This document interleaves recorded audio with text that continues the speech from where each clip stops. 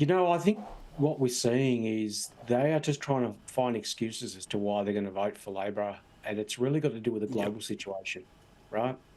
We shouldn't really discount just the impact that the tariff wars are having on the mindset of these voters.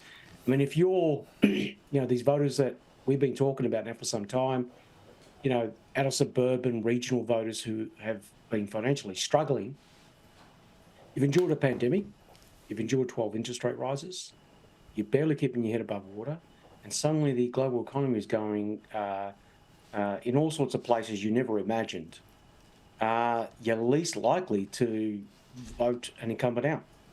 And this is what's going on here. It's the same impact that 9/11 had in 2001, with the same impact that other global events that were quite seismic have had. Even the pandemic, the onset of the pandemic, had a great effect on inflating incumbents' numbers. And I think we shouldn't really discount what's going on here. Yeah. So when we ask people these questions, they're just going to hang their hat on whatever they can hang their hat on. What we know through our research over the last couple of weeks, though, is that they are bringing this up, the global situation, on a regular basis. Yeah, which is why, obviously, as well, you start to hear, both sides talking about it a lot. So, Michael, how do you keep doubt in the air? How do you keep the question up so that they don't fall on one side of the fence?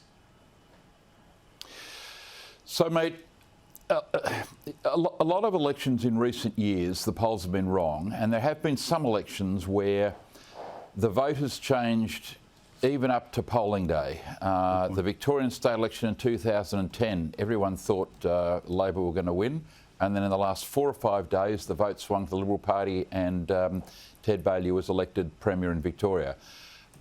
We all remember election night 2019. We all turned up to whatever studio we were on, ready to, ordain Prime Minister Bill Shorten. Well, lo and behold, were we all shocked. And I'll tell you, there's one thing I know about Saturday week. There's one thing that on Saturday night you'll be able to quote me when you say to people, I didn't expect that. Because that's what's going to happen in a lot of these seats on Saturday week.